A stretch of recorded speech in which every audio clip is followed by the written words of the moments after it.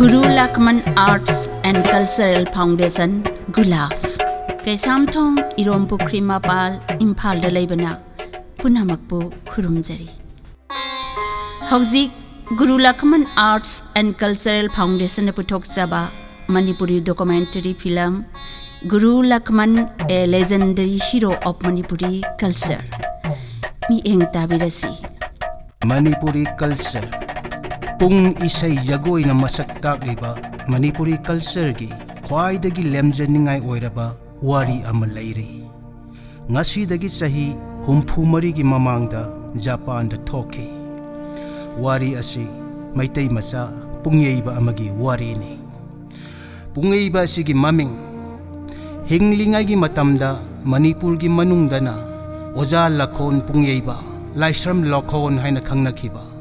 Manipur gi wangmadana Master Lakhamon #1 drummer pungyeiba singi makok Prithvi pumbagi pungi ningthauren haina khangnaramba guru ni Guru Lakhamon Bharat ki awang nongpok chidaida jinglon mapan na kwaisinba Meitei lebak Manipuri imagi matambakta Sok lising amaga samapan taramathoi gi wakching gi taramathoi ni panba Nongmaijing numit gi ayuk pung nipan taba matamda taibangda khongdaraki Manipuri konung Imphal gi na mayol Khwairambal kaithel dagi makha pang na nambul turian gi iroina na mayai lambida sum chatlaga leiba Kaishampat dagi amuk makha pang na khara chatlaga Kaishamthong dagi khajiktang chatlaga Khagem pali yaudringeda nongchuk pang na hajin kriba thangjam lerakta kham thengbada leiriba leikai Kaishamthong irom pukri mapal mamangaida sinam leikai haina khangnaramba leikai asida Guru Lakhamon Laisram Sagaida pokhi apokpagi mingna Laisram chawba apokpigi mingna thongam ningon Laisram ongbi Laikham kaukhi thongam sagaida leimada khammabani ma khaktang hinghori bani haina na bahaiduna mahaki maming Laikham kaukhi masin manaw ahumgi yaimani mayambagi mingna Birahari mayamba asina Guru Lakhamon bu angang oiringaida ising isaw marakta poduna puraga pung taman khibagi wari leiri manaw gi mingna Thanin manaw ni pa asina Guru gi Laisram Sagai asigi purol marigi record ningthijana thambirami masan nupi ani gi mingna Tonsija amasung Manisija kawi Guru na angang oiringai masagi sahi manga surakpada mama mapa na mabu elangwam laikai da leiba LP school da larik tamba hawan ke adubu larik ta kaya khoida khide larik pau haiba ya khide thong da khara thin kolik da khara thin phaglang da khara thin duna hekta leirammi mina taning de thin ga nu hairaga haiduna phuru raga su kaptuna hekta laiki adubu kappa hek tokpaga hanadagi hen hauna hekta thin ki magi mataududa upai leitraduna mapana nongmadi magi kuthi puraga panji yengba chali maduda panji duna yamna kupna jengbiraga phak nokthora I aduga haira I hai chawba nang saudi saunu yamba nang si haige dawri base nangi phanana bani nasa nupa se larik chuktam tamhalunu kanaroi ibo magi mapoki oina utub phu haiba lei aduna pung oina tamallu pung dadi maga lamba pabinaba prithvi sida leiroi panji na hairak pane masamaki matawne khangba ngamdraduna mapa na mabu laik tamba tohallaga pung tamba hawhalli masagi sahi taret hek subada ihan hana laikai da leiba pungeiba waja thingmai jam patonda Mitei pung khol bakwaz tabla khanjuri dulok daphat dhol tuambarin na chingba pung makhal loina yeiba ngamki matam amagi Manipur gi aphawa punggi oja singi yumda chattuna tamki nongmagi punglon ama tamdana mayumda hanjin khide Meitei pungna thingbai jam patonda tamki kholna ahanthem sangai da tamki khanjuri na lal hari sharma da tamki bakhwaz amasung tabla na lehau thabam rebati sharma da tamki Manipur gi mapal dagi lakpa isai sakpa sakpi singi pung tal cha na kanamat na yeiba ngamdrabada Guru Lakhamon na yeike ꯃꯗꯨꯗꯒꯤ ꯃꯍꯥꯛꯄꯨ ꯂꯩꯕꯥꯛꯅ ꯁꯛꯈꯪꯅꯈꯤ꯫ ꯃꯇꯝ ꯑꯁꯤ ꯏꯪ ꯁꯣꯛ 1955-56 ꯃꯁꯥꯒꯤꯅ ꯆꯍꯤ 24-25 ꯁꯨꯕ ꯃꯇꯝꯗꯅꯤ꯫ ꯃꯇꯝꯁꯤꯗ ꯑꯍꯜ ꯂꯃꯟꯒꯤ ꯌꯥꯊꯪ ꯏꯟꯗꯨꯅ ꯌꯨꯝꯕꯥꯜ ꯂꯝꯕꯤꯗ ꯆꯪꯈꯤ꯫ ꯅꯣꯡꯃꯩꯕꯨꯡꯗ ꯂꯩꯔꯝꯕ ꯋꯥꯡꯈꯩꯔꯥꯛꯄꯝ ꯇꯣꯜꯃꯨ ꯑꯃꯗꯤ ꯋꯥꯡꯈꯩꯔꯥꯛꯄꯝ ꯑꯣꯡꯕꯤ ꯋꯥꯍꯦꯡꯕꯝ ꯅꯤꯉꯣꯟ ꯇꯣꯟꯁꯅꯥ ꯑꯅꯤꯅ ꯄꯣꯛꯆꯕꯤ ꯃꯃꯣꯝ ꯔꯥꯙꯦꯒ ꯌꯨꯝꯕꯥꯜ ꯂꯝꯕꯤꯗ ꯈꯣꯡꯗꯥꯃꯤꯟꯅꯈꯤ꯫ ꯃꯇꯝ ꯑꯁꯤꯗ ꯃꯅꯤꯄꯨꯔꯒꯤ ꯅꯤꯡꯊꯧ ꯁꯍꯔ ꯆꯨꯔꯥꯆꯥꯟ ꯃꯍꯥꯔꯥꯖꯅ ꯑꯣꯏꯔꯤ꯫ ꯃꯍꯥꯔꯥꯖꯅ ꯃꯃꯥ ꯁꯤꯖ ꯄꯨꯗꯨꯅ ꯅꯕꯗꯤꯞꯇ ꯂꯦꯡꯒꯦ ꯈꯟꯗꯨꯅ ꯄꯨꯡ ꯃꯈꯜ ꯃꯈꯜ ꯌꯩꯕ ꯉꯝꯕ ꯑꯣꯖꯥ ꯊꯤꯔꯛꯄꯗ ꯒꯨꯔꯨ ꯂꯈꯃꯟ ꯑꯣꯏꯅ ꯐꯪꯈꯤ꯫ ꯃꯍꯥꯔꯥꯖꯅ ꯂꯈꯃꯟꯕꯨ ꯅꯕꯗꯤꯞꯇ ꯄꯨꯕꯤꯈꯤ꯫ ꯅꯕꯗꯤꯞꯇ ꯊꯦꯡꯅꯈꯤꯕ ꯎꯁꯇꯥꯗ ꯗꯤꯕꯥꯀꯔ ꯀꯧꯕ ꯄꯨꯡ ꯌꯩꯕ ꯑꯃꯗꯒꯤ ꯒꯨꯔꯨꯅ ꯄ꯭ꯔꯤꯊꯤꯕꯤ ꯖꯣꯏ ꯇꯧꯕ ꯉꯝꯈꯤꯕꯒꯤ ꯈꯨꯠꯂꯥꯏ ꯆꯤꯟꯅ ꯊꯤꯕ ꯁ꯭ꯂꯣꯛ ꯄꯨꯡꯅ ꯑꯃꯨꯛ ꯊꯤꯕꯒꯤ ꯃꯍꯩ ꯑꯁꯤ ꯇꯝꯈꯤ꯫ ꯅꯕꯗꯤꯞꯇꯒꯤ ꯍꯜꯂꯛꯂꯒ ꯊꯥꯡꯃꯩꯕꯟꯗ ꯂꯩꯕ ꯖꯒꯣꯏ ꯁꯥꯕ ꯁ꯭ꯔꯤ ꯄ꯭ꯔꯤꯌꯣ ꯒꯣꯄꯥꯜ ꯁꯅꯥꯅ ꯍꯧꯔꯛꯇꯨꯅ ꯀꯜꯀꯇꯥꯗ ꯆꯠꯈꯤ꯫ ꯕꯤꯁ꯭ꯋꯀꯕꯤ ꯔꯕꯤꯟꯗ꯭ꯔꯅꯥꯊ ꯇꯦꯒꯣꯔꯒꯤ ꯌꯨꯝꯗ ꯂꯩꯗꯨꯅ ꯃꯁꯨ ꯅꯨꯄꯤꯅ ꯂꯤꯡꯈꯠꯄ ꯅ꯭ꯔꯤꯇ꯭ꯌꯀꯥꯂꯩꯗ ꯄꯨꯡꯒꯤ ꯑꯣꯖꯥ ꯑꯣꯏꯈꯤ꯫ ꯃꯍꯥꯀꯕꯤ ꯔꯕꯤꯟꯗ꯭ꯔꯅꯥꯊꯅ ꯏꯖꯕ ꯃꯁꯥꯅ ꯁꯨꯔ ꯄꯥꯜꯂꯒ ꯁꯛꯆꯕ ꯔꯕꯤꯟꯗ꯭ꯔ ꯁꯪꯒꯤꯠꯀꯤ ꯇꯥꯜ ꯒꯨꯔꯨ ꯂꯈꯃꯟꯒꯤ ꯈꯨꯠꯁꯥꯁꯤꯡꯗꯒꯤ ꯊꯣꯛꯈꯤ꯫ ꯔꯕꯤꯟꯗ꯭ꯔ ꯁꯪꯒꯤꯠ ꯍꯥꯏꯕꯁꯤ ꯋꯥꯍꯩ ꯑꯣꯏꯅ ꯇꯥꯔꯛꯄꯗ ꯒꯨꯔꯨ ꯂꯈꯃꯟꯒꯤ ꯊꯃꯣꯏꯗ ꯃꯅꯤꯄꯨꯔꯤ ꯁꯪꯒꯤꯠ ꯍꯥꯏꯕ ꯋꯥꯍꯩ ꯑꯃꯁꯨ ꯂꯩꯍꯟꯅꯤꯡꯈꯤ꯫ ꯃꯇꯝ ꯑꯁꯤ ꯏꯪ ꯁꯣꯛ 1939ꯒꯤ ꯃꯇꯝꯅꯤ꯫ ꯃꯅꯤꯄꯨꯔꯗ ꯄꯨꯡ ꯏꯁꯩ ꯖꯒꯣꯏ ꯇꯝꯅꯅꯕ ꯁ꯭ꯀꯨꯜ ꯑꯃꯠꯇ ꯂꯩꯇ꯭ꯔꯤ꯫ ꯂꯥꯏꯔꯤꯛ ꯇꯝꯅꯕꯒꯤ ꯁ꯭ꯀꯨꯜꯗꯤ ꯃꯔꯥꯡ ꯀꯥꯏꯅ ꯂꯩꯔꯤ꯫ ꯃꯔꯝ ꯑꯁꯤꯅ ꯒꯨꯔꯨꯅ ꯃꯅꯤꯄꯨꯔꯗ ꯊꯣꯔꯛꯄ ꯇꯟꯖꯥ ꯆꯥꯅ ꯏꯪ ꯁꯣꯛ 1939ꯒꯤ ꯑꯥꯒꯁꯀꯤ ꯇꯥꯡ 9ꯗ ꯃꯁꯥꯃꯛꯀꯤ ꯁꯪꯒꯣꯏꯗ ꯃꯅꯤꯄꯨꯔ ꯁꯪꯒꯤꯠ ꯕꯤꯗ꯭ꯌꯥꯂꯣꯏ ꯍꯥꯏꯕ ꯄꯨꯡ ꯏꯁꯩ ꯖꯒꯣꯏꯒꯤ ꯇꯝꯐꯝ ꯁꯪ ꯑꯃ ꯃꯅꯤꯄꯨꯔꯒꯤ ꯑꯣꯏꯅ ꯏꯍꯥꯟ ꯍꯥꯟꯅ ꯂꯤꯡꯈꯠꯂꯛꯈꯤ꯫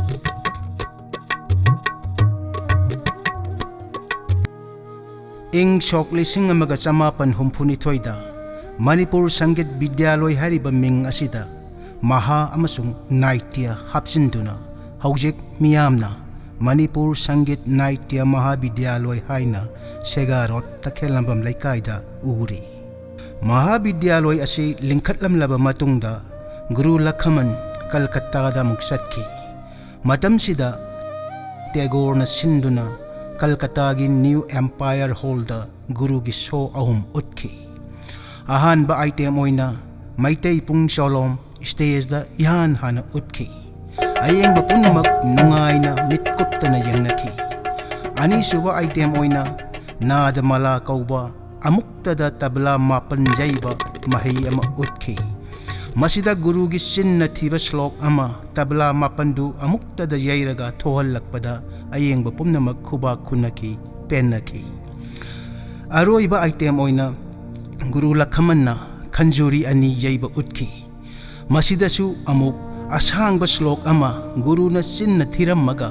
ꯈꯟꯖꯨꯔꯤ 2ꯗꯨꯅ ꯂꯩꯄꯥꯛꯇ ꯑꯃꯁꯨꯡ ꯍꯛꯆꯥꯡꯗ ꯌꯩꯁꯤꯟꯗꯨꯅ ꯊꯣꯛꯍꯜꯂꯛꯄꯗ ꯃꯤꯄꯨꯝ ꯈꯨꯗꯤꯡꯃꯛ ꯉꯛꯅꯈꯤ꯫ ꯈꯕꯔꯁꯤꯡꯗ ꯑꯣꯁꯇꯥꯗ ꯂꯈꯃꯟ ꯍꯥꯏꯅ ꯌꯥꯝꯅ ꯏꯀꯥꯏ ꯈꯨꯝꯅꯅ ꯏꯅꯔꯛꯈꯤ꯫ ꯀꯜꯀꯠꯇꯥꯒꯤ ꯃꯇꯨꯡꯗ ꯇꯦꯒꯣꯔꯅ ꯁꯤꯟꯗꯨꯅ ꯕꯣꯝꯕꯦꯒꯤ ꯔꯤꯒꯦꯜ ꯍꯣꯜꯗ ꯒꯨꯔꯨꯒꯤ ꯁꯣ ꯎꯠꯈꯤ꯫ ꯃꯁꯤꯗ ꯒꯨꯔꯨꯅ ꯁꯔꯚꯨꯖ ꯃꯤꯔꯗꯪꯒ ꯀꯧꯕ ꯑꯅꯧꯕ ꯑꯥꯏꯇꯦꯝ ꯑꯃ ꯎꯠꯈꯤ꯫ ꯃꯁꯤ ꯃꯩꯇꯩ ꯄꯨꯡ 3 ꯃꯁꯥꯗ ꯑꯃ ꯌꯥꯜꯂꯒ ꯌꯥꯜꯂꯤꯕꯁꯤꯒꯤ ꯃꯥꯡꯗ ꯑꯃ ꯇꯨꯡꯗ ꯑꯃ ꯊꯝꯃꯒ 3ꯃꯛ ꯌꯩꯕꯅꯤ꯫ ꯃꯁꯤꯗꯁꯨ ꯆꯤꯟꯅ ꯊꯤꯕ ꯁ꯭ꯂꯣꯛ ꯄꯨꯡ 3ꯗꯨꯅ ꯑꯃꯨꯛ ꯊꯤꯔꯛꯄꯗ ꯚꯥꯕꯣꯛ ꯄꯨꯝꯅꯃꯛꯅ ꯒꯨꯔꯨꯕꯨ ꯑꯉꯛꯄ ꯐꯪꯅ ꯊꯥꯒꯠꯅꯈꯤ꯫ ꯕꯣꯝꯕꯦꯗꯒꯤ ꯀꯜꯀꯇꯥꯗ ꯍꯜꯂꯛꯄꯗ ꯖꯄꯥꯟ ꯂꯥꯟ ꯔꯦꯡꯒꯨꯟ ꯌꯧꯁꯤꯜꯂꯛꯇꯨꯅ ꯒꯨꯔꯨ ꯂꯈꯃꯟ ꯃꯅꯤꯄꯨꯔ ꯊꯣꯔꯛꯈꯤ ꯑꯗꯨꯒ ꯎꯠꯂꯧꯗ ꯂꯥꯟ ꯆꯦꯟꯈꯤ꯫ ꯂꯥꯟ ꯂꯣꯏꯔꯕ ꯃꯇꯨꯡꯗ ꯃꯇꯝꯗꯨꯒꯤ ꯁꯛꯅꯥꯏꯔꯕꯤ ꯖꯒꯣꯏ ꯏꯁꯩꯒꯤ ꯂꯝꯗ ꯃꯤꯌꯥꯝꯅ ꯋꯥꯡꯒꯣꯏ ꯆꯥꯎꯕꯤ ꯍꯥꯏꯅ ꯈꯪꯅꯕꯤꯒ ꯄꯥꯔꯇꯤ ꯁꯦꯝꯗꯨꯅ ꯑꯁꯥꯝ ꯇꯨꯔ ꯇꯧꯈꯤ꯫ ꯃꯁꯤ ꯏꯪ ꯁꯣꯛ 1993ꯗꯒꯤ 1997 ꯐꯥꯎꯕꯒꯤ ꯃꯅꯨꯡꯗꯅꯤ꯫ ꯁꯣꯛ 1950ꯗ ꯗꯤꯜꯂꯤꯗ ꯄꯥꯡꯊꯣꯛꯈꯤꯕ ꯑꯣꯜ ꯏꯟꯗꯤꯌꯥ ꯀꯜꯆꯔꯦꯜ ꯀꯟꯐꯔꯦꯟꯁꯇ ꯒꯨꯔꯨꯅ ꯃꯅꯤꯄꯨꯔꯒꯤ ꯃꯍꯨꯠ ꯁꯤꯟꯗꯨꯅ ꯄꯨꯡ ꯌꯩꯈꯤ꯫ ꯅꯥꯗꯃꯥꯂꯥ ꯌꯩꯗꯨꯅ ꯃꯤꯌꯥꯝ ꯉꯛꯍꯜꯂꯕ ꯇꯨꯡꯗ ꯑꯅꯧꯕ ꯑꯥꯏꯇꯦꯝ ꯑꯣꯏꯅ ꯄꯨꯡ 15 ꯑꯃꯨꯛꯇꯗ ꯌꯩꯕ ꯕꯥꯏꯗ ꯇꯔꯪꯒ ꯀꯧꯕ ꯑꯥꯏꯇꯦꯝ ꯑꯃ ꯎꯠꯈꯤ꯫ ꯃꯤ ꯄꯨꯝꯅꯃꯛ ꯉꯛꯅꯈꯤ꯫ ꯀꯟꯐꯔꯦꯟꯁ ꯑꯗꯨꯒꯤ ꯑꯍꯥꯟꯕ ꯃꯅꯥ ꯐꯪꯈꯤ꯫ ꯁꯣꯛ 1952ꯗ Australia gi saknai rabi ballet dancer Miss Louis Lightfoot ki lamjing makhada Guru Lakhamon Priyogopal sanaga loinana Prithvi tour satpa hokhi. Ahan bada Bombay dagi Statmore kauba England gi mathon mapaluang ba jahaz tongduna Australia tamna satki. So kaya utuna mipum khudimak ngakhanki. Mathangda New Zealand utki. Matungda Japan da satki. Wafam masi Japan gi khabar amada asumna phongdok lamei. Australia amasung New Zealand da yamna mai pakna tour tawba loreduna Bharat kya phawba jagoi saba ani Sri Priyogopal Sana amasung Lakhamon hauzik Japan da thunglare makhoi ani Australia gi jahaz sangte da Sydney da gi tongaktuna Japan gi Kobe da ihan hana thungabani Kobe da so kaya utlamaga hauzik na Osaka gi Hikari hotel da leiri makhoi animak mana masing saba ngaktani Osaka gi matungda Tokyo da utki. Tokyo da laiba matam sidani Guru Lakhamon bu Prithvi pumbagi pungi ning thaureni haina kiba. Prithvi pumbagi #1 drummer ni sona kiba. America gi Consulate General gi Motion Picture gi officer John W. Moyer na Guru da sithi tharak pa matam da Guru gi address irakte. Somnagi Mr. Lakhamon #1 drummer haina irakpada Guru gi yum yauki. Masagi haijaba pungi mahai pumnamak utpa Uhoraba America macha Paul Reps Koba scholar amana Japan gi khabar amada Prithvi pumba khanghallage matagum asumna phongdok la Aihak America macha ama oina amadi numit khuding gi hingliba punsi se karam tawraga laina hingadagi haibagi oja ama oina kaidawngui dasu stage kala gi maramda naina khidri adubo Manipuri pungyaiba amagi so yengluraba matung sidadi ay masi haidaba sugyamak yadre. Haujik Prithvi sida hingliba khwaidagi athoiba kalakar ama mafam asida Japan da leiri. Master Lakhamon na aikhoi gi hinglingai gi punsida jantra tal amadi leng otpagi mahida amuk hanna masiga manaba uraroidaba sangeng ama thengna halle. Asukki matik kalli amadi haikre magi jantra jaiba kotpagi mai achi masimakna maram oiba yai Manipur gi ningthawna asigumba mahai asi magi maram namgi wangmada puthokpa thinglamliba hairiba artist asi haujik Japan da leiri aduga Tokyo da leiba Imperial Theatre da solising amagasama panjangkai ni toisigi July gi tang 16 Nomaijing namit ki namidang pung tareta miya mamangta thok lagani. Nakhoi gi sana lupa mani mukta punamak yon thokro. Upay litrabadi nayum phawba yon thou. Lakhamon na pung jay base amuk tang yang hau. Lakhamon na pung na ngampham thoktaba ama ngamlay. Madi pung jay ba matamda masin nasu pung nasu ngangi. Ahan bada pung amakhaktada. Aroy bada pung mapanda yayduna utli ayeng basingda tal haibase kamdaw na puthokpage amasung singthana hangadage haibado tae manobigyan gi miyeng dagisu masay summe masina munna tahalli thawai yauna asumna haiba tare masay tal gi lamda inawno ba thengna bani Lakhamon na aikhoi gi khut loina makpung jayhan bagum mahang na aikhoi gi ining tamjana nungai na leng olhan bagum tawi asumna ming chatlakma matamchida Guru Lakhamon amasung Priyogopal Sana kainaki Priyogopal na America da chatki Guru na Japan da lehowi mabani kainaki bagi maram amadi Priyogopal na Guru Lakhamon bu magi jagoi gi pungjaiba oina masak taklamba asini Japan da mathanta lehoraba matamchida Guru Lakhamon na magi satri singaloina na Japan sin thungna tour tauki asoba laisang kaya dasu so kaya ulammi Japan tour loiraduna kainaramdai mikup yawraklabada Japan gi mi singna Guru bu radio amasung television da bidai pihalami Guru na aroi boy na magi tabla mayam amal yaiduna sayonara goodbye kainarasi haina bidai piramlaga amuk rengun tam na satki Rengun gi ambassador na Japan da leiringai da haina khipa matung inna satpani Rengunda ambassador dan sinduna guru gi punggi angakpa mahising Rengun gi parja sing su uhanki khabar da thengnaba saru Phauraba Manipuri jagoi saba Rengunda thunglare India gi phauba Manipuri jagoi saba Lakhamon matam kharagi oina Rengunda thunglare ngarang numidang India Musical Society na sinduna Union of Brahma Club ki babok singda Lakhamon amagi mahi utkhi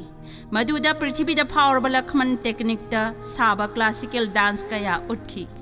Rengundagi Manipurda sok lising amaga samapan yangkai humdoigi loiramdaida thorki hek thorkpaga ikuidana 1954 gi January thada Imphal gi Mela ground da achouba show amu utkhi madugi advertisement oina matamdugi khabarda gurubu asumna masak taklammi World greatest drummer dancer Prithvi gi phawraba pungjau humphumari tal amatta da jaiba ngamba Mr 1952 Indian Masidagi aikoina khangdriba Guru Lakhamon gi angakpa wari kaya amasu leiri haiba khangi Masigi matungda guruna dance drama kaya puthoktuna Manipur Sangit Naitya Mahavidyalaya gi maming chalhanki matungda 1962 gi matungdagi 1968 ki marakta Japan Russia England America Korea na singba laibak singda chatkhibagi wari kaya marum leiri Guru Lakhamon Arts and Cultural Foundation Gulaftna Koina Jatuna Tijin Jarubada Langla Langjin Takpirakhiba Singi Paudam Thamjari Imai Bemba Khongban Tabam Ranthoni Devi Tara Mari Yok Patring Hida Ozana Ingon Jagoi Tam Aikoigi Aigano Maidingi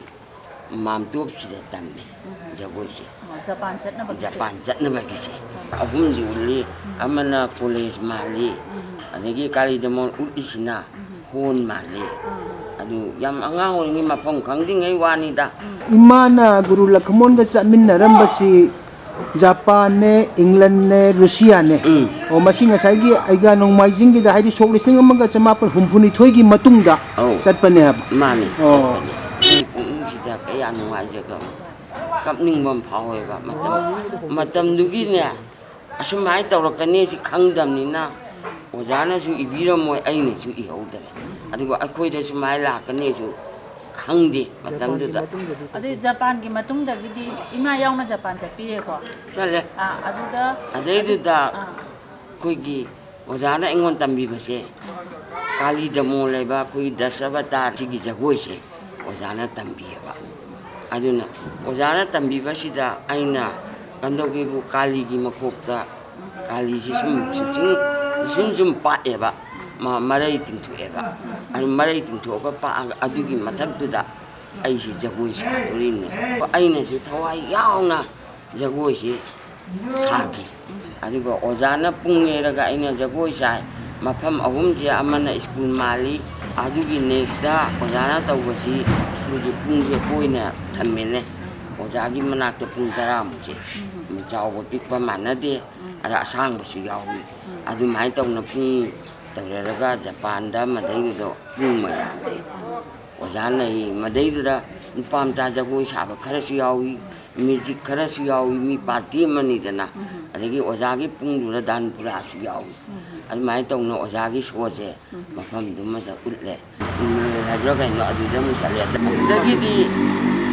ojana masayida skunje sana bokona badaiba ni baga khot baga chat baga jagoi utpaga utpaidi hon khara wai ut mi sangoi da khara tau adu mai tau no ojai matung je kuina sangna injerai adu matung da skunje sangin lai da mahavidyalaya se masi sangga hause sangga matung hause ojaga iga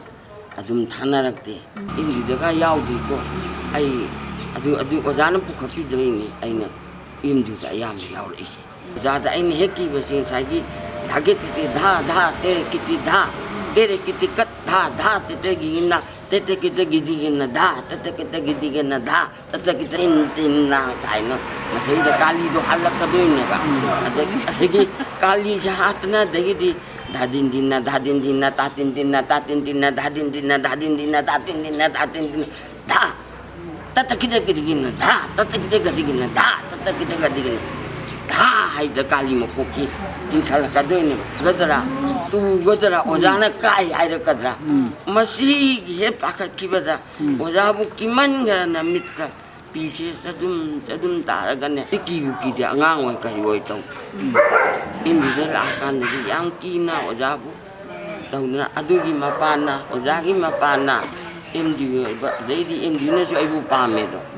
맞다 가이와 데이디 티럭다는 누밤 자기 원가지 사한다는 모이네 파전다나 주고 임디 라이메 뭐 오지 오자이 마파나네 달래리고 뿡제 아시다나 다 딘낭 나 딘낭 이제나 뿡기 수럼 자카람 이제 강가로 해봐 안강징나 뿡징제 수울만 해봐 시다 다다 하우도이네 아저기 시다 딘다도이마 다 딘낭 나 딘낭 트럭 아지 som달래야 뿡기 마론 마콘 톡다가 뿡두기 마나오기 트럭 따뜻기다 다 손대 달람 lagi daga dinang da dinang na dinang je swai le ore ana te bhat tu ba akoi no ta ja ba da akoi japan di haru no akoi je chali ba koi je ngap ne da ying ne da lai gra sa ni pung du gyam kre Imai Bemba Gurumayum Surjamukhi Devi. Tan si karawa dada hungu ga tal tan mga taruk na pungye ako'y Manipur gi waiba may tayo na western gi poti tamgumsi aduna ay di Manipur gi waiba siya masi tamu hay na artist wala di jagoy isay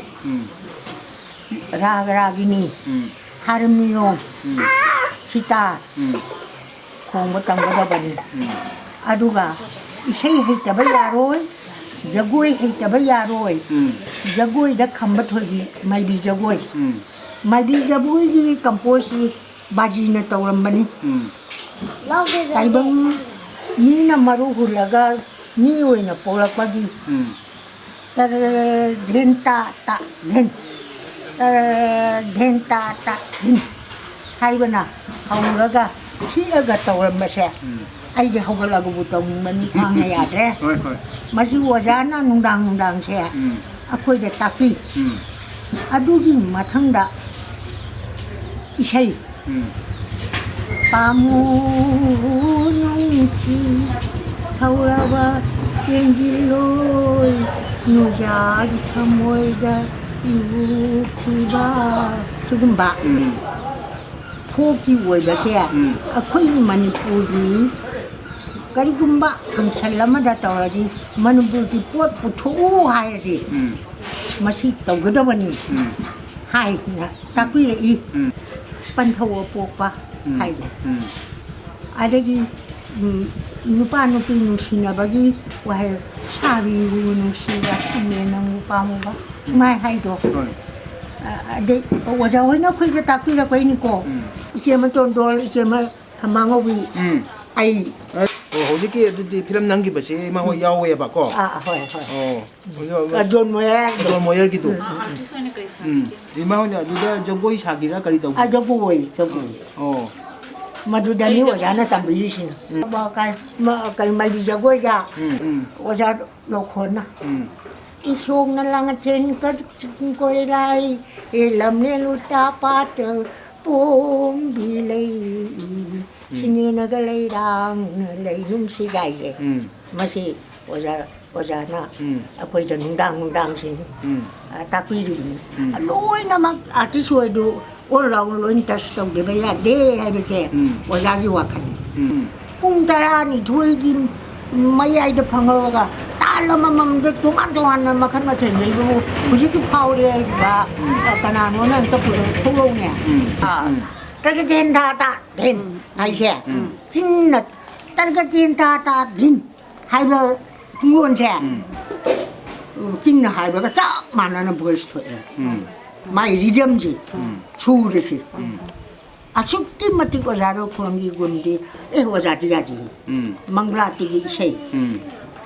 ha la yago suko sari ozam putho mani adagi mai chi namo namo ti shi krishna paya radha krishna sarapa bengali gadi pai bi jadi japan dagi ojaga tamina basha america yawi Kongkham Anando ain halak seri se tai ginati khoi baji Lakhamon ga khoi tamoi ga punlam bagi matang da asitang khangje ga dina lakse bani asi thibra yamna ware to photo sida ina ujeba singsi aina sa khangba singsi sum thirak pada tamu gi aina man yawra mina lam sile tamu male na mani si ai samoni adigi amana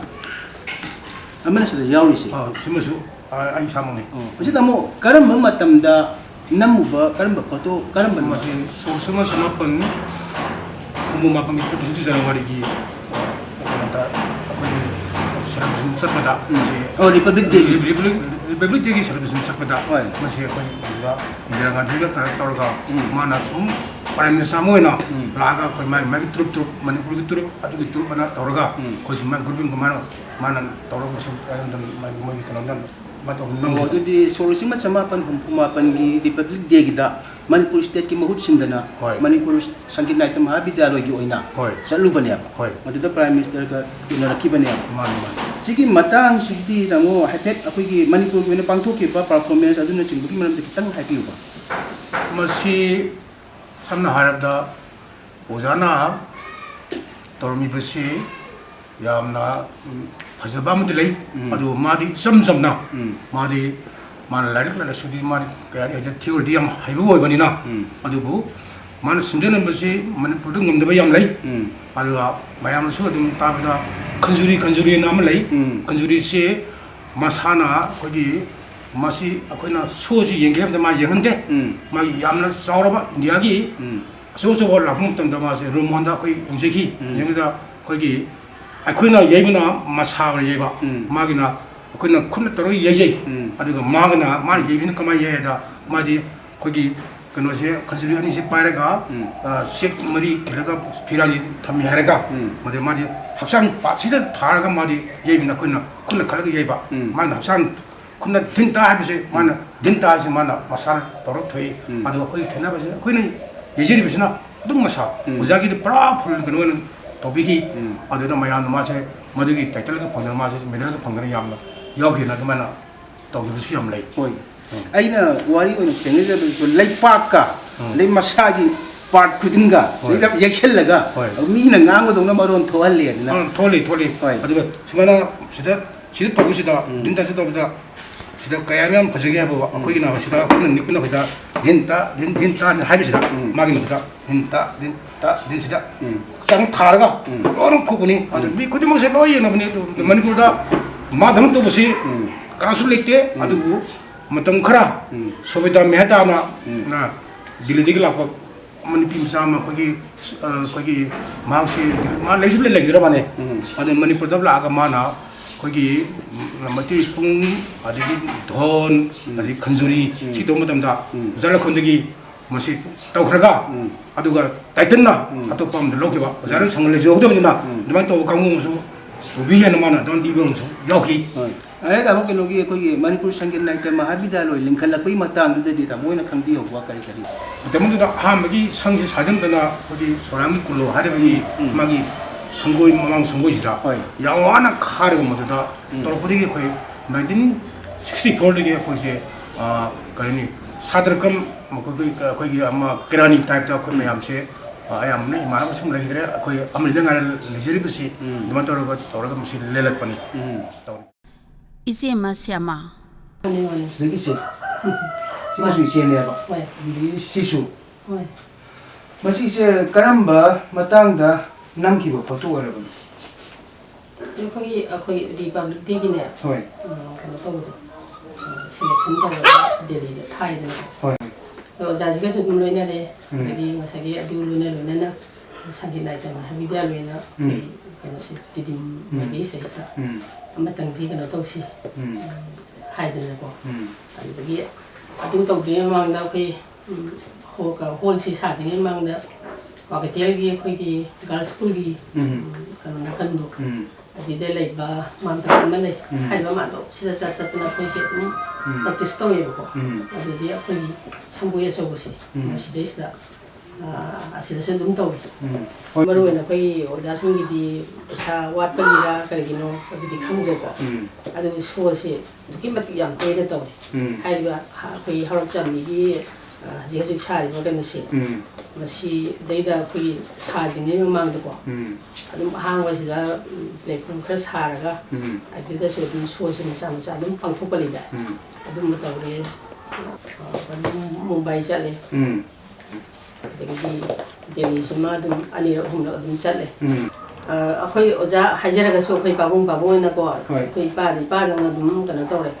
ꯑꯗꯣ ꯑꯩꯈꯣꯏ ꯁꯤꯐꯥꯏꯒꯤ ꯀꯝꯄꯅꯤꯁꯤꯡ ꯀꯩꯅꯣꯁꯤꯡ ꯑꯗꯒꯤꯗꯤ ꯑꯗꯨ ꯁꯣꯁꯦ ꯃꯌꯥꯝ ꯌꯥꯝ ꯆꯠꯂꯦꯕ ꯑꯗꯩꯗ ꯇꯕ꯭ꯂꯥꯁꯦ ꯇꯕ꯭ꯂꯥ ꯈꯨꯊꯤꯟꯁꯦ ꯉꯁꯤ ꯐꯥꯎꯕ ꯌꯥꯎꯗ꯭ꯔꯤ ꯍꯥꯏꯇꯥꯔꯦ ꯇꯕ꯭ꯂꯥꯁꯤ 23-24 ꯁꯨꯔꯝꯒꯗ꯭रा ꯑꯗꯨꯒꯤ ꯇꯕ꯭ꯂꯥꯁꯦ ꯎꯔꯨꯔꯨ ꯎꯡꯉꯒꯅꯦ ꯐꯖꯈ꯭ꯔꯕ ꯑꯩꯈꯣꯏꯒꯤ ꯀꯩꯅꯣ ꯄꯨꯊꯣꯛꯄ ꯑꯗꯨꯒꯨꯝꯕꯗ ꯁꯣꯁꯦ ꯍꯧꯖꯤꯛ ꯉꯁꯤ ꯐꯥꯎꯕ ꯎꯗ꯭ꯔꯤ ꯑꯗꯨꯃꯥꯏꯅ ꯇꯧꯕ ꯄꯥꯕꯨꯡꯅ ꯊꯤꯜꯂꯝꯕ ꯇꯕ꯭ꯂꯥ ꯈꯨꯊꯤꯟ ꯑꯗꯒꯤꯗꯤ ꯑꯩꯈꯣꯏ ꯙꯣꯂꯣꯛ ꯈꯨꯊꯤꯟ ꯂꯩꯅꯀꯣ ꯑꯗꯨꯒꯨꯝꯕꯁꯤ ꯌꯥꯎꯗꯦ ꯉꯁꯤ ꯐꯥꯎꯕ ꯀꯣꯏꯔꯒꯅꯦ ꯑꯗꯨꯛꯀꯤ ꯃꯇꯤꯛ ꯌꯥꯝꯈ꯭ꯔꯦꯕ ꯀꯌా ꯁꯨꯒꯦꯐꯥꯎ ꯈꯪꯗꯦ ꯌꯥꯝꯃꯟꯗꯅ ꯃꯊꯪꯗ ꯁꯣꯔꯥꯏꯁꯝ ꯙꯤꯔꯦꯟ ꯁꯤꯡ ꯑꯩꯅ ꯍꯥꯏꯐꯦꯠ ꯑꯉꯥꯡ ꯑꯣꯏꯔꯤꯉꯩ ꯇꯤꯟꯅꯔꯛꯑꯦ ꯑꯗꯣ ꯑꯩ ꯆꯍꯤ 35-36 ꯑꯗꯨꯋꯥꯏꯗ ꯑꯣꯏꯔꯝꯕ ꯌꯥꯏ ꯑꯗꯣ ꯑꯣꯖꯥꯒꯤ ꯀ꯭ꯔꯦꯗꯤꯠꯁꯨ ꯌꯥꯝ ꯂꯩ ꯃꯔꯝꯗꯤ ꯀꯩꯅꯣ ꯁꯪꯒꯗ ꯃꯥꯅ ꯆꯥꯎꯕꯅꯤꯅ ꯑꯗꯩ ꯑꯩ ꯚꯤꯝ ꯑꯃꯨꯛ ꯁꯥꯈꯤ ꯑꯗꯨꯗ ꯂꯤꯂꯥ ꯑꯃ ꯇꯧꯕꯗ ꯇꯕ꯭ꯂꯥ ꯃꯌꯥꯝ ꯑꯃ ꯊꯝꯕꯗꯣ ꯑꯗꯨꯐꯥꯎ ꯃꯤꯠꯇ ꯍꯦꯛ ꯎꯔꯤ ꯇꯧꯕꯇꯕꯨ ꯑꯩꯅ ꯄꯨꯡꯂꯣꯟ ꯈꯪꯗꯕ ꯑꯗꯒꯤ ꯅꯤꯌꯣꯝ ꯀꯥꯅꯨꯟ ꯈꯪꯗꯕ ꯑꯗꯨꯅ ꯃꯔꯝ ꯑꯣꯏ ꯑꯗꯨꯗꯒꯤ ꯁꯣꯔꯥꯠ ꯅꯨꯡꯂꯥꯠꯇ ꯌꯩꯕꯗꯣ ꯑꯗꯨꯁꯨ ꯎꯏ ꯅꯍꯥꯜꯗ ꯖꯄꯥꯟꯗꯒꯤ ꯑꯁꯇ꯭ꯔꯦꯂꯤꯌꯥ ꯇꯥꯡ ꯆꯠꯄ ꯃꯗꯨꯒꯤꯗꯨꯗ ꯎꯔꯦꯅ ꯑꯗꯨꯒꯤ ꯂꯝ ꯆꯠꯄꯒꯤ ꯅꯨꯡꯉꯥꯏꯕ ꯋꯥꯔꯤꯅꯤ ꯇꯁꯦꯡꯅ ꯑꯩꯈꯣꯏꯅ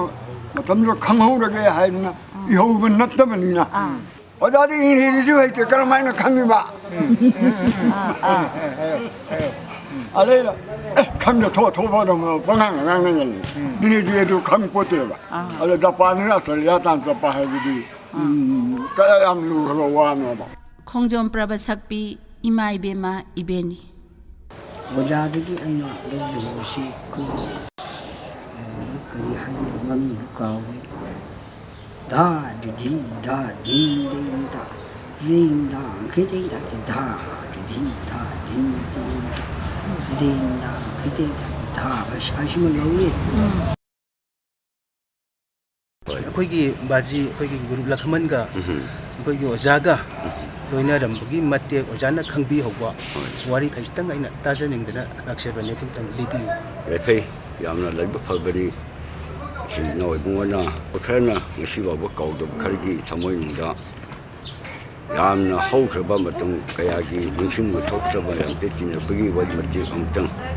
ꯑꯂꯤꯕꯨꯡꯉꯣ ꯂꯥꯏꯕꯒꯤ ꯃꯔꯝꯗ ꯑꯩꯉꯣꯟꯗ ꯐꯣꯡꯗꯣꯛꯄꯤꯅꯕ ꯏꯕꯨꯡꯉꯣ ꯉꯁꯤ ꯂꯥꯛꯄꯤꯕꯁꯤ ꯑꯩ ꯂꯥꯏꯕꯛ ꯌꯥꯝ ꯐꯕꯅꯤ ꯏꯅꯥꯎꯕꯨ ꯍꯥꯟꯅ ꯊꯥꯒꯠꯆꯔꯤ ꯑꯩꯈꯣꯏꯒꯤ ꯂꯥꯏ ꯑꯣꯏꯕ ꯑꯍꯜ ꯏꯕꯨꯡꯉꯣꯅ ꯃꯥꯒꯤ ꯑꯥꯔꯠ ꯀꯜꯆꯔ ꯑꯁꯤꯗ ꯍꯥꯏꯕꯗꯤ इंग्लिश लोंदर आर्ट कल्चर है बेंगोली नत हिंदी कला संस्कृत है अखोई मैतई रो मिट्टी मनपुर अखोई इनाट इचत हाइपेट येंजमद आर्टिस्ट लेबी मानसे अखोई मामना इपल ओजा लाइद ngमब टच तौबसी लेतेना लेपचे ओजाबू थकब नचते मैं हुलालम नते ओवरऑल ओवरऑल हाइबमदे परफेक्ट आर्ट परफेक्ट नुपा लेतक फुल्ली हाइबम मपुम फाब ओबदि ओजा इबुंग लई हाइबदि ngasi मणिपुर से लेबा डाक डायरेक्टर क्या ले ओजा क्या ले ओजा ngasi मुंगसिदा नेशनल इंटीग्रेटेड डांस हाइबदि there is any kind of just dance मसी लेतेबा ओजा इबुंग ओदुना हल ओदुना नेशनल इंटीग्रेटेड डांस हौदोक पियम सिंगो ngasi मुख्य अदुबु नागजेबा आई हुजिम मदा तें चब खुदिमुक्ता हाइकुगी मयाम सिंसिगी पुसिनबा हेप अको लोरपै तौसिदैना सुम नेशनल इंटीग्रेटेड डांस इन तंबीरेगा अइना ढोलक मामा तंबीम सिंदु कलेक्शन तौज अइना सानजरी लाई हराउंदसु अइना लंथाबान गुम्बा बिसेंपुगबसिना एसएसबी गी आंगांसिंग खरै चाइना का खुमजिनदरगा लमदुमि खुमजलगा अइना मणिपुर मे सेंजरगा नेशनल हाउ मिटे बामन पांगन लोयावी दौरगा कलेक्शन मसी यामना दरकार होय national interest ama sakan honan manung da su akhoi ahli bungo chu number 1 ne lepse ai haise su ko atu ma pung cholo pung gi matkan da su instrument mam singki su na ye bang ngam ji le ke le mai ai akhoi u de ba ta de ba kan kuding su na instrument thamam ba ma loi na yai le ga wal da declare manipur de gi su mami le ye ba si khang de ba adu kan ho je ahli bungo to mi ba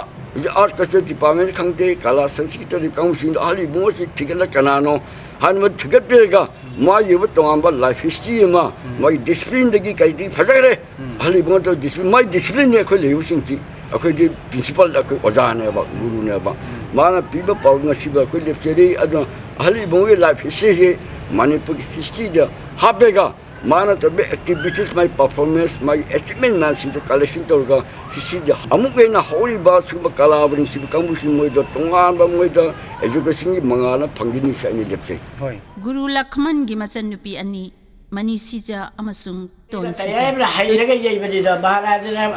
pamjaba kojaba ma ma to ri je bane ba participate to ni ba yaw ni ma training ma do ko ji to ri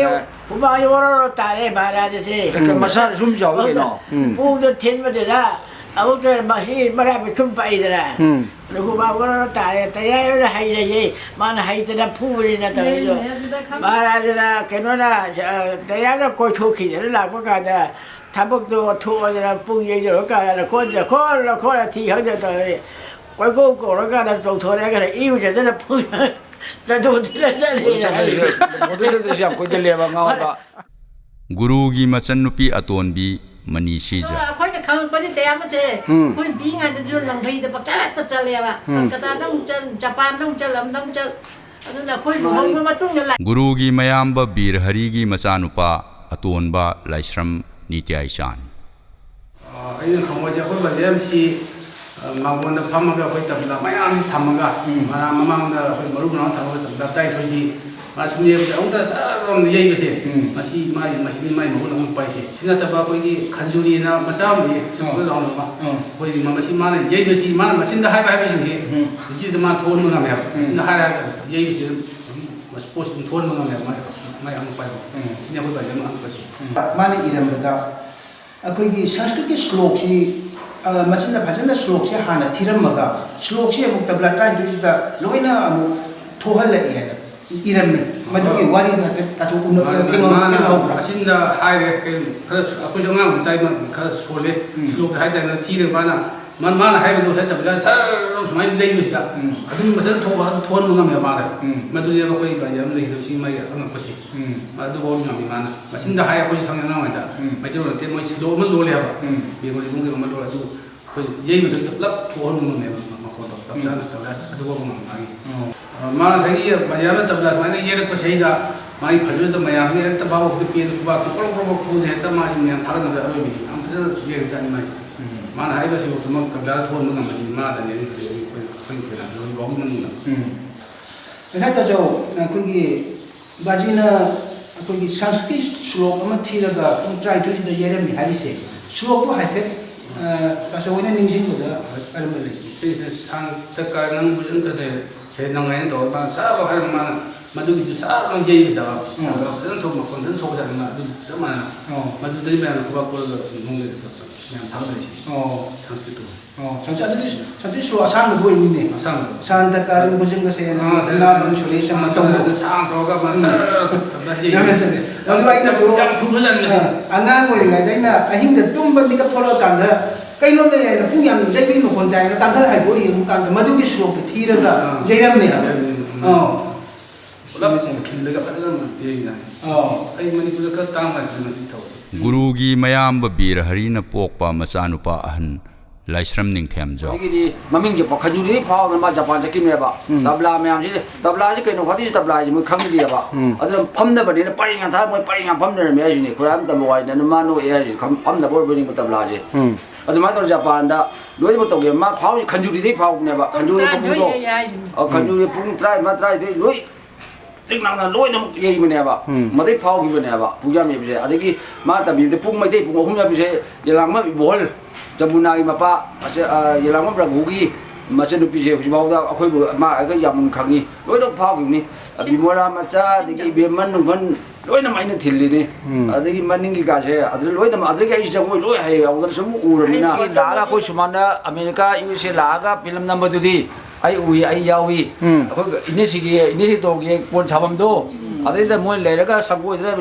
kin pang nak kalaga moi jagoi lungoi do nupi ki angai pungje ba ke dawa do moi loi na foto film nama puge ba oi film anirak nam gi ne namme adu khoi yawi yingi ne ba ina ma phaw ba kara USA ka America ka silai kamai to lai no yai jikte ka lo ki bum yawe ba mata madri yak phadi ka emta gun ngang le te ba chumne kin na suru kan na chada na tana accident le te mata madri foker bangai pai si jo to wina le te kamai to si ro tana film no gi na kamai to la sam lo khon Pia thiri no kana ta kamai to use film lo la si da ba ya wonder ro ju ngai je Sok lising amaga samapan humpumapan gi India gi Republic Day celebration Delhi da tawda Manipur Sangit Naitya Mahavidyalaya Manipur gi mihut chinduna guru gi lamjing makha da yauki president amasung prime minister ga unarmi matungda 1982 gi Asian Games da saruk yana ba pungyai ba chama jagoi sabi chama guru Lakhamon na chinduna Manipur gi muhut chinduna saruk yaki thauram adu yamna thagat naki aroi boina 1983 gi August ki tang nipanda Mahavidyalaya gi foundation day da Nandan Kanan Koba Japan gi kabuki style da puthokpa dance drama mo ulami masibu yang hoba singna gurubu masi phawba kawba ngamdana thagatnari masigi matungdadi sahi phadana guru gi sangchar thadopagi matam yoksilaki ꯂꯩꯈꯤꯗꯕ ꯅꯨꯃꯤꯠꯇꯨ ꯏꯔꯥꯏ ꯅꯨꯃꯤꯠꯅꯤ ꯁꯣꯛ 1934ꯒꯤ ꯖꯨꯟꯒꯤ ꯇꯥꯡ 15 ꯃꯁꯥꯗ ꯑꯅꯥꯕꯒꯤ ꯈꯨꯗꯝ ꯑꯃꯠꯇ ꯎꯠꯈꯤꯗꯦ ꯌꯥꯝꯅ ꯍꯔꯥꯎꯅ ꯑꯩꯈꯣꯏ ꯃꯌꯥꯝ ꯋꯥꯔꯤ ꯁꯥꯟꯅꯗꯨꯅ ꯂꯩꯅꯈꯤ ꯏꯆꯦꯁꯤꯡꯅ ꯒꯣꯕꯤꯟꯗ ꯈꯣꯏꯔꯝꯃꯨꯔꯒ ꯄꯣꯔꯛꯄ ꯊꯝꯕꯥꯜ 9ꯒꯤ ꯃꯅꯝ ꯊꯋꯥꯏ ꯇꯥꯅ ꯆꯤꯡꯁꯤꯟꯖꯈꯤ ꯑꯗꯨꯒ ꯏꯔꯥꯏ ꯂꯥꯏꯅ ꯏꯀꯟ ꯀꯟꯅ ꯁꯨꯞꯅꯒꯤ ꯊꯕꯥꯛꯀꯤ ꯑꯦꯛꯁꯔꯦ ꯂꯧꯅꯅꯕꯅꯤ ꯍꯥꯏꯗꯨꯅ ꯑꯅꯪꯕ ꯃꯍꯤ ꯑꯃ ꯄꯤꯊꯛꯂꯨꯕꯗ ꯃꯗꯨ ꯌꯣꯠꯅꯕ ꯍꯣꯠꯅꯕꯗ ꯐꯨꯟꯒꯠꯈꯤꯕꯗꯒꯤ ꯑꯗꯨꯝ ꯍꯪꯒꯠꯂꯛꯈꯤꯗ꯭ꯔꯦ ꯑꯁꯨꯝꯅ ꯒꯨꯔꯨ ꯂꯈꯃꯟꯒꯤ ꯄꯨꯟꯁꯤꯒꯤ ꯑꯔꯣꯏꯕ ꯑꯣꯏꯈꯤ ꯍꯤꯡꯂꯤꯉꯩꯗ ꯅꯨꯃꯤꯠꯀꯨꯝꯕ ꯁꯣꯡ ꯆꯥꯎꯅ ꯄ꯭ꯔꯤꯊꯤꯕꯤꯒꯤ ꯄꯨꯡꯒꯤ ꯖꯒꯠꯇ ꯅꯥꯏꯇꯣꯝ ꯑꯣꯏꯅ ꯊꯣꯛꯂꯝꯗꯨꯅ ꯃꯅꯤꯄꯨꯔꯤ ꯀꯜꯆꯔꯒꯤ ꯄꯨꯡ ꯑꯃꯁꯨꯡ ꯖꯒꯣꯏꯒꯤ ꯃꯍꯩꯕꯨ ꯄ꯭ꯔꯤꯊꯤꯕꯤ ꯁꯤꯟ ꯊꯨꯡꯅ ꯁꯟꯗꯣꯛꯂꯝꯕ ꯒꯨꯔꯨ ꯂꯈꯃꯟ ngасidi ꯑꯩꯈꯣꯏꯅ ꯃꯅꯤꯄꯨꯔꯤ ꯀꯜꯆꯔꯒꯤ ꯂꯤꯖꯦꯟꯗꯔꯤ ꯍꯤꯔꯣ ꯑꯃ ꯑꯣꯏꯅ ꯏꯀꯥꯏ ꯈꯨꯝꯅꯖꯔꯤ